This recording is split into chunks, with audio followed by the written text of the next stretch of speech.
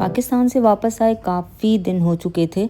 तो ग्रोसरी जितनी भी थी ना बची हुई, मतलब कुछ प्याज पड़े थे जब आई, तब कुछ आलू पड़े थे। तो जो चीज़ें कुछ बेटर थी ना, मतलब बेटर कंडीशन में थी कि हम उसे यूज़ कर सकते हैं, तो मैंने उसे तो इस्तेमाल कर लिया। लेकिन अब फ्रिज का वो हाल हो गया था कि हर चीज़ ही ख़त्म हो गई थी।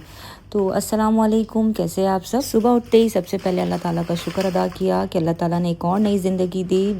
बस सुबह उठते ही फिर इसके बाद नून से ऑर्डर कर दिया। जितनी भी ग्रोसरी ख़त्म हो गई थी, तो ग्रोसरी में ना मैंने साथ साथ ही कुछ कपकेक्स वगैरह भी मंगवा लिए थे कि जब सुबह उठते हैं ना तो अक्सर मेरा अब नाश्ता करने का इतना मन नहीं करता है।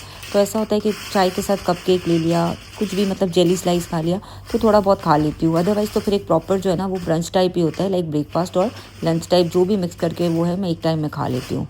साथ साथ मैंने धनिया, आलू, मिर्ची, अदरक, लहसुन ताकि पेस्ट भी बना लूँ, और जो है ना अपना क्या बोलते हैं, टमाटर, प्याज सब कुछ मंगवा लिया था। लेकिन जब फ्रिज खोला ना तो इतनी सारी चीज़ें जो थी ना, बास्केट्स वगैरह में इतना कचरा, इतनी डस्ट, खाली शॉपर्स और जो प्याज के छिलके और ये सब चीज़ें थी ना वो जमा थी। तो सोचा सबसे पहले जो है ना इनको साथ साथ क्लीन कर लेती हूँ, ताकि जितनी भी नई ग्रोसरी है ना वो रख दूँ। और कुछ है ना, एक आध दिन पहले मैंने वैसे थोड़ी सी ग्रोसरी मंगवाई थी, तो उसके भी कुछ आलू और कुछ प्याज पड़े थे।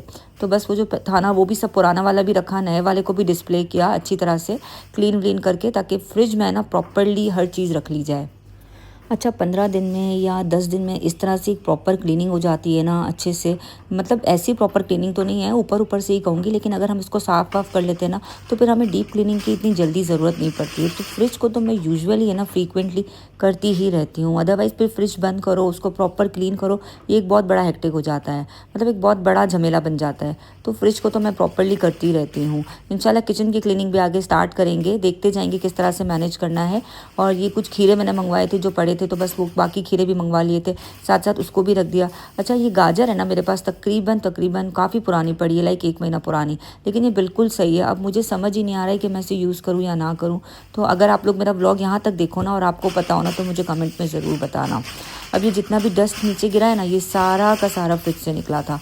देखिए कितना गंद हो गया था फ्रिज के अंदर, मतलब खाली शॉपर्स, खाली शॉपर, खाली शॉपर इतने ज़्यादा हो गए थे। और फ्रिज इतना मेसी लग रहा था ना कि जिसकी कोई हद नहीं। बस सबसे पहले सारी चीज़ों को प्रॉपर रखा, किचन को प्रॉपर क्लीन किया, और उसके बाद फिर मुझे बनाना था अदरक लहसुन का पेस्ट, धनिया की पत्तियों को कट करना था।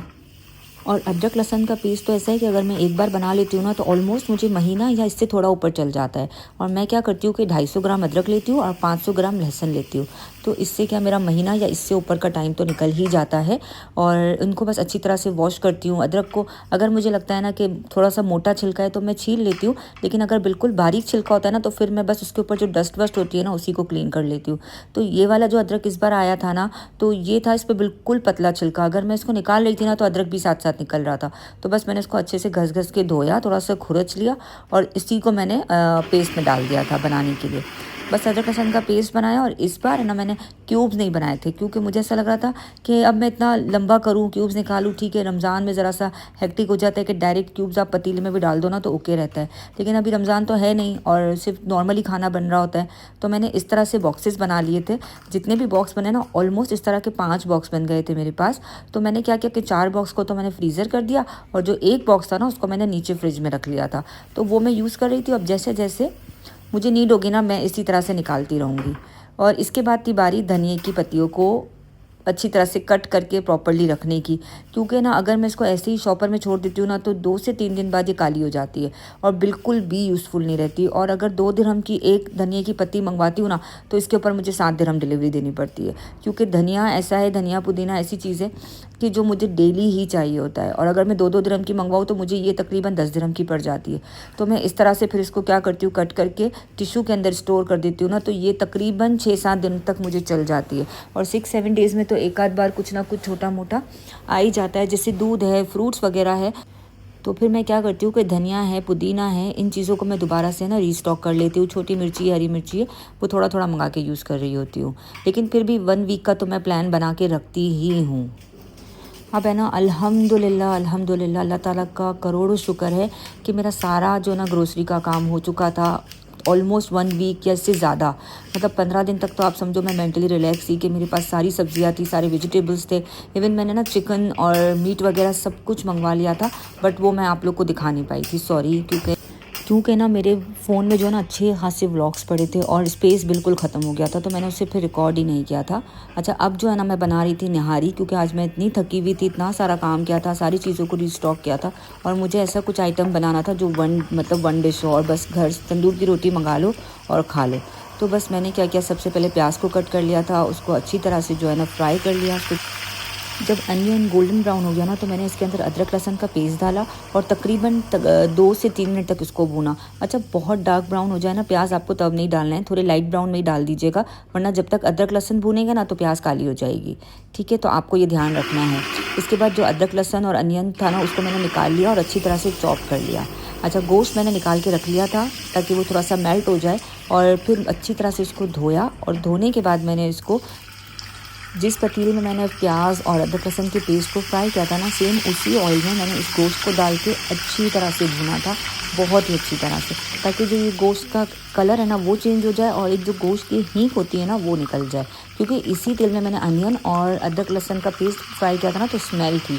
अच्छा, जब मेरे गोश्त का कलर चेंज हुआ ना, तो मैंने शान का निहारी मसाला लिया और वो इसके अंदर डाल दिया। मैंने तकरीबन 2 टेबलस्पून तक भर के डाला था और ये जो गोश्त की क्वांटिटी ना, आप समझो ये तकरीबन 250 ग्राम्स है या इससे थोड़ी सी ज़्यादा होगी। ठीक है, अच्छी तरह से जब मेरा मसाला भुन गया ना, तो मैंने इसके अंदर ये जो पेस्ट बनाया था ना अनियन का और अदरक लहसुन का, इसको ऐड कर दिया और अच्छी तरह से पकाया। जब वो पक गया तो मैंने इसमें 1 ग्लास जितना पानी डाला और इसको पकने के लिए छोड़ दिया, ताकि इसी के अंदर अब मेरा गोश्त भी पकता रहे, मसाला भी पकता रहे, क्योंकि निहारी एक ऐसी चीज़ है ना, वो जितनी भी पकती है ना उतनी लजीज बनती है, उतनी ही जायकेदार बनती है।